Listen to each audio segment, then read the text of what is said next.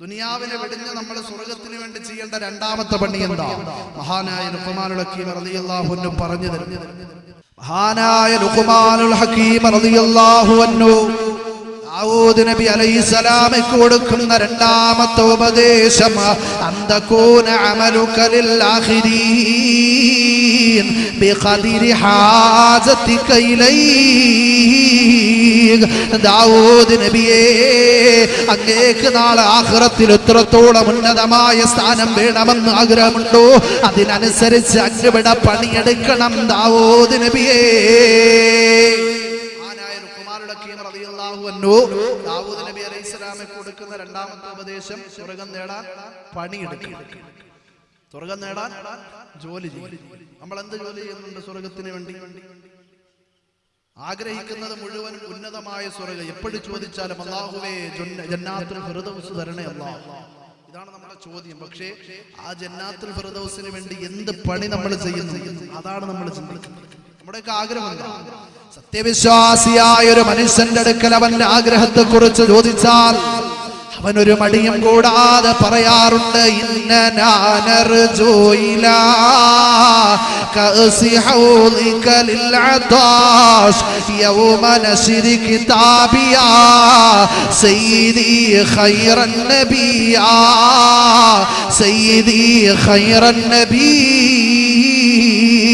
നബിയേ, നാളെ ആരാരമില്ലാത്ത മഹ്ശറയിലേക്ക് ഈ പാവപ്പെട്ടവന് കടന്നു വരുമ്പോ എന്റെ കൈ പിടിച്ചുകൊണ്ട് അങ്ങയുടെ ഹൗദൽ കൗസറിൽ നിന്ന് വെള്ളം കോരി തന്നുകൊണ്ട് എന്നെ അങ്ങ് സ്വർഗത്തിലേക്ക് കടത്തിക്കൊണ്ടു പോണേ നബിയേ.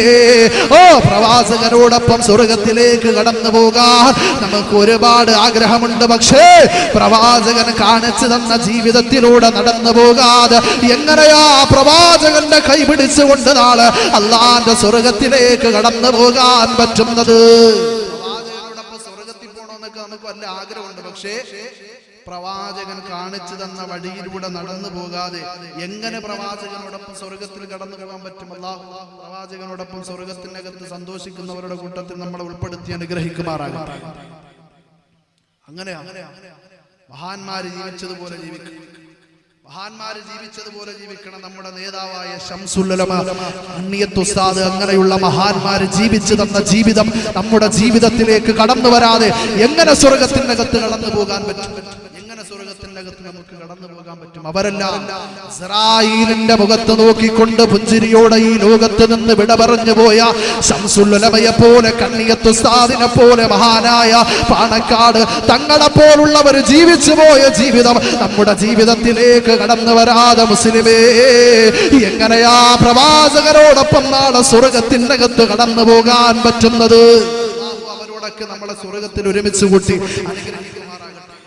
അങ്ങനെയാവണം. നമ്മൾ ആഗ്രഹിച്ചാൽ പോരാ, പണിയും കൂടെ ചെയ്യണം. അല്ലാഹുവിന്റെ ഖുർആൻ പറയുന്നുണ്ട്, സ്വർഗം ആഗ്രഹിക്കുകയും സ്വർഗത്തിന് വേണ്ടി പണിയെടുക്കാത്തവരെ കുറിച്ച് അല്ലാഹുവിന്റെ വിശുദ്ധമായ ഖുർആൻ, അം ഹസിബതും അൻ തദ്ഖുലുൽ ജന്നാ വലമ്മാ യഅതികും മസലുൽ ലദീന ഖലൂ മിൻ ഖബ്ലികും മസ്സതുഹുമുൽ ബഅസാ വല്ലറാ.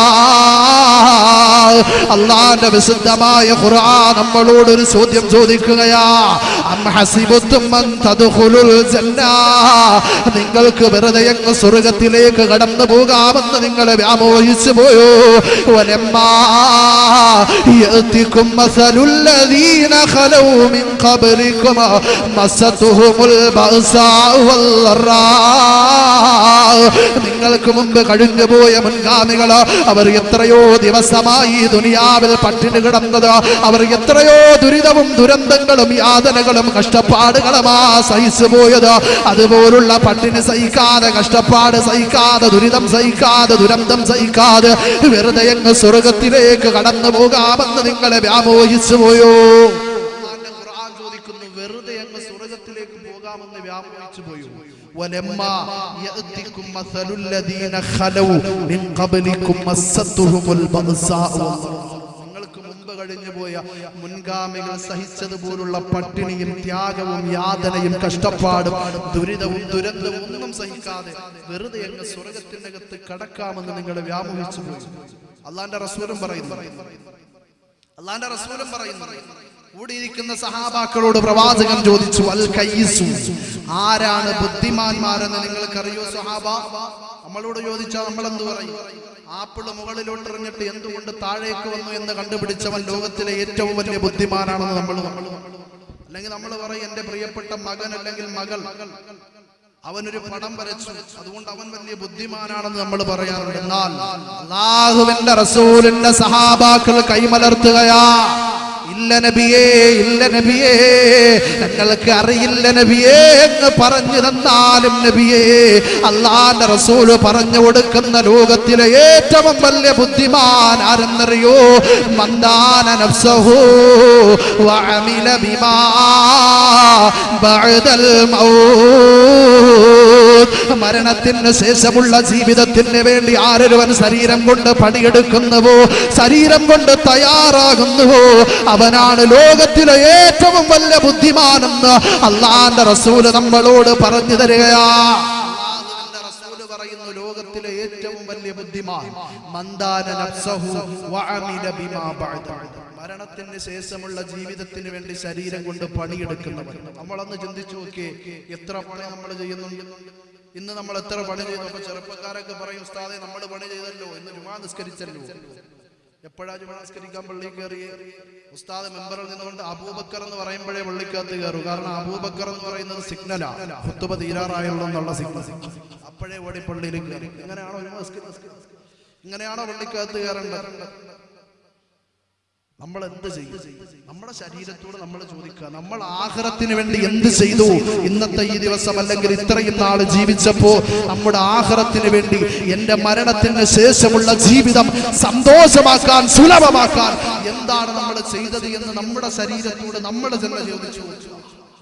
അങ്ങനെയാണ്, അവനാണ് ലോകത്തിലെ ഏറ്റവും വലിയ ബുദ്ധിമാൻ. വീണ്ടും അല്ലാഹുവിന്റെ റസൂൽ ചോദിക്കുന്നു, വൽ അഹ്മഖു, ആരാണ് പമ്പര വിഡ്ഢി എന്നറിയോ സ്വഹാബ?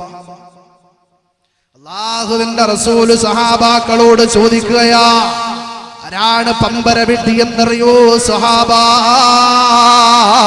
ആ സമയത്ത് അല്ലാഹുവിന്റെ റസൂലിന്റെ സഹാബാക്കൾ കൈമലർത്തുന്നു, ഇല്ല നബിയേ, ഞങ്ങൾക്ക് അറിയില്ല നബിയേ എന്ന് പറഞ്ഞു തന്നാലും നബിയേ, അല്ലാഹുവിന്റെ റസൂല് പറഞ്ഞു കൊടുക്കുന്ന ലോകത്തിലെ ഏറ്റവും വലിയ പമ്പര വിഡ്ഢി ആരെന്നറിയോ? മന്നത്ബഅ നഫ്സഹു ഹവാ വതമന്നാ അലല്ലാഹിൽ ജന്നാ.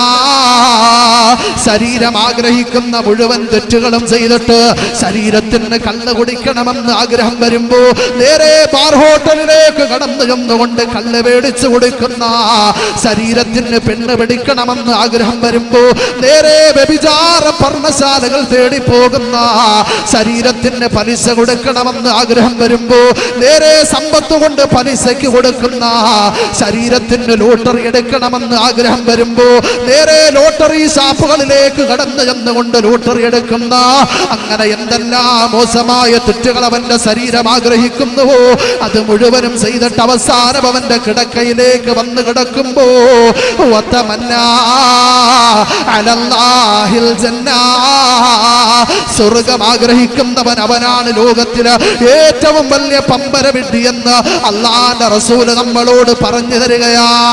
ഏറ്റവും വലിയ പമ്പര വിഡ്ഢി ശരീരം ആഗ്രഹിക്കുന്ന മുഴുവൻ തെറ്റുകളും ചെയ്തിട്ട് അവസാനം കിടക്കയിലേക്ക് വന്ന് കിടക്കുമ്പോൾ സ്വർഗം ആഗ്രഹിക്കുന്നവർ, അവരാണ് ലോകത്തിലെ ഏറ്റവും വലിയ പമ്പര വിഡ്ഢി എന്ന് അല്ലാഹുവിന്റെ റസൂൽ. അപ്പൊ നമ്മൾ ഇവിടെ നിന്നൊന്ന് ചിന്തിച്ചു നോക്കി, നമ്മൾ വിഡ്ഢികളാണോ അതല്ല ബുദ്ധിമാന്മാരാണോ എന്ന് നമ്മൾ തന്നെ ഒന്ന് ചിന്തിച്ചു നോക്കും.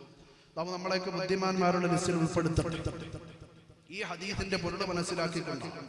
ഈ ഹദീസിന്റെ പൊരുൾ മനസ്സിലാക്കിക്കൊണ്ടല്ലേ ഇസ്ലാമിലേക്ക് കടന്നു വന്ന മഹാനായ സയ്യിദുനാ അബൂബക്കർ സിദ്ദീഖ്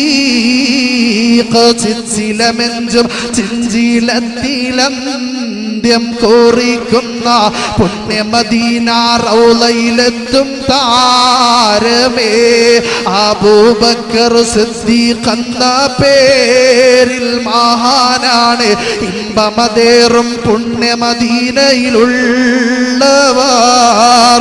മഹാനായ അബൂബക്കർ സിദ്ദീഖ് റളിയല്ലാഹു അൻഹു ഇസ്ലാമിലേക്ക് കടന്നു വരുമ്പോ 40,000 സ്വർണ്ണ നാണയവുമായി ഇസ്ലാമിലേക്ക് കടന്നു വന്ന മഹാനായ അബൂബക്കർ അബൂബക്കർ സിദ്ദീഖ് റളിയല്ലാഹു അൻഹു ഹിജ്റയുടെ കാലഘട്ടമായപ്പോ 40,000 സ്വർണ്ണ നാണയം വെറും 4,000 വെള്ളി നാണയമായി ചുരുങ്ങിപ്പോയി.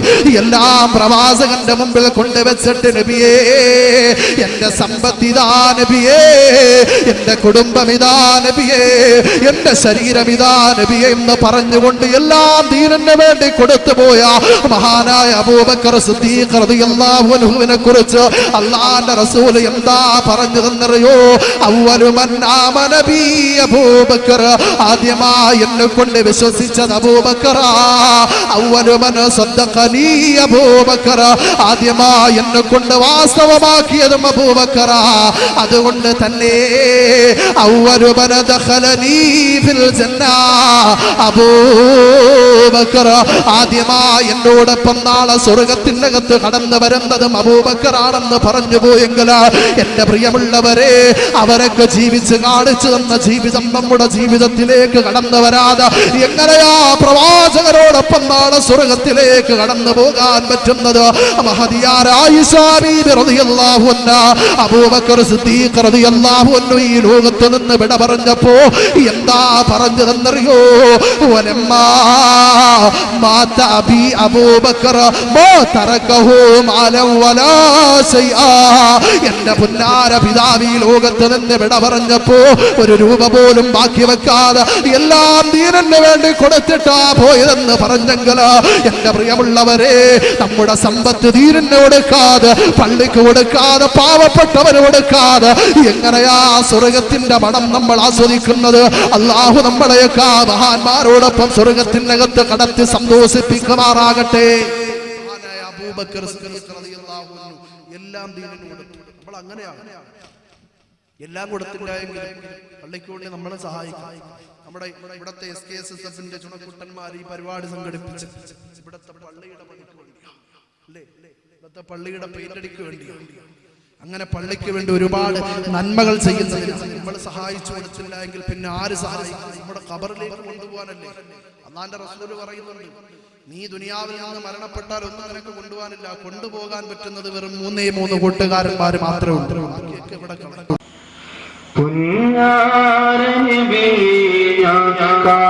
കാണുന്നതെന്നാ പുഞ്ഞാരറോളയിൽ പോകുന്നതെന്നാ ഓമനം വീശുന്ന റൗളാസുവനത്തിൽ ചേരുന്നതെന്നാണ് ഹൃദയം തൂങ്ങുന്നതെന്നാണ് പുഞ്ഞാരനിബീന കാണുന്നതെന്നാ പുഞ്ഞാരറോളയിൽ പോകുന്നതെന്നാ ഓമനം വീശുന്ന റൗളാസുവനത്തിൽ